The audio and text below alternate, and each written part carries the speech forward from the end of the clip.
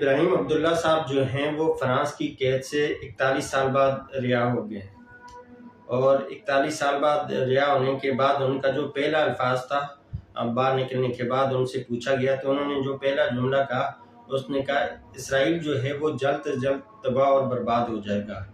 تو اسرائیل کی مخالفت فرانس کے اندر اس طریقے سے کی انہوں نے، اور 41 سال جیل کاٹنے کے بعد ان کو پتہ تھا کہ اس کے اوپر بھی ان پہ ایکشن ہو سکتا ہے، اس طرح کے بات بولنے پہ بھی،